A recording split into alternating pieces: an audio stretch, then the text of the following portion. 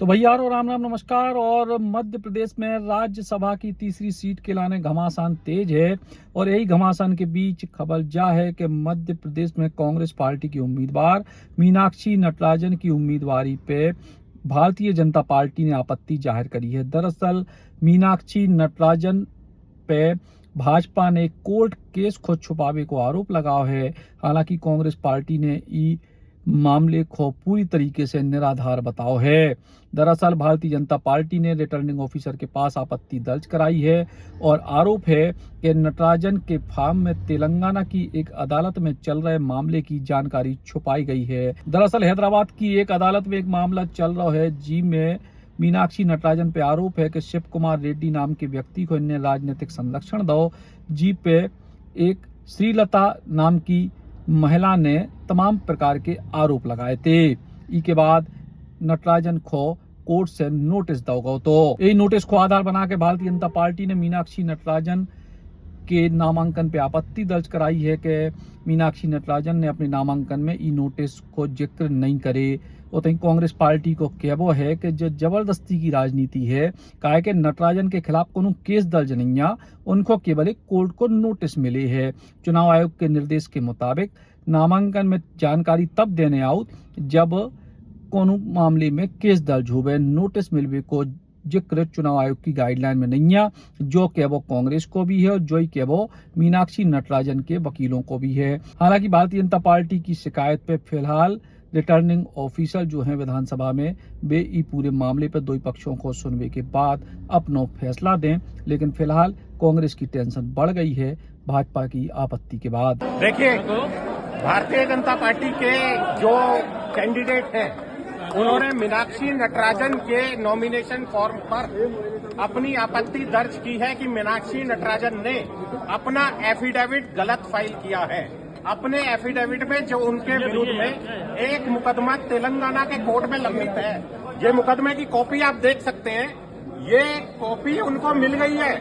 उनके खिलाफ एक आपराधिक मुकदमा लंबित है जिसका जवाब उन्होंने दाखिल किया है, लेकिन उन्होंने अपने एफिडेविट में से ये मुकदमा छुपाया है। जो माननीय सुप्रीम कोर्ट की जो गाइडलाइंस है कि आपको अपने एफिडेविट में अपने खिलाफ आपराधिक मामलों की पूरी जानकारी देनी होगी, जिसको छुपाने पर आपका नॉमिनेशन फॉर्म रद्द हो सकता है।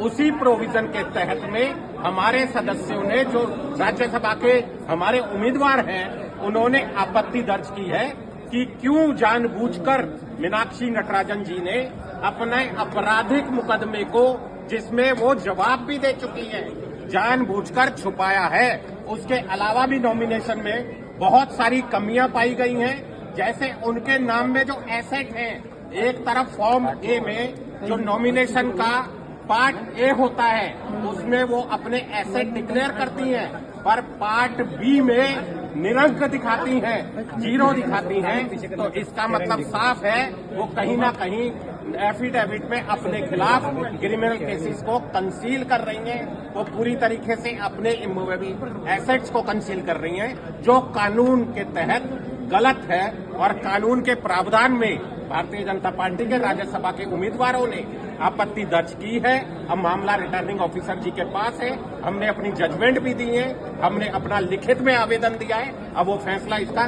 5:30 बजे के बाद सुनाएंगे। एफआईआर के साथ साथ अगर किसी क्रिमिनल केस में समन कोर्ट करता है, दो तरह से एफआईआर होती है, एक पुलिस करती है और एक कोर्ट आपराधिक मामला रजिस्टर करने के बाद आपको समन करता है। ये मुकदमा वो है जिसमें कोर्ट ने इन्हें समन किया है।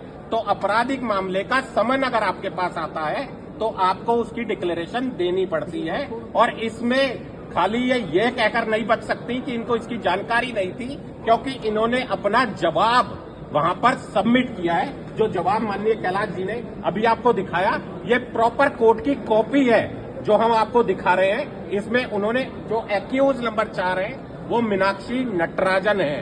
तो इसमें कोई भी बात गलत नहीं है। ये 2025 में 4471-72 मुकदमा संख्या 2025 की honourable additional chief judicial magistrate का कोर्ट हैदराबाद का है।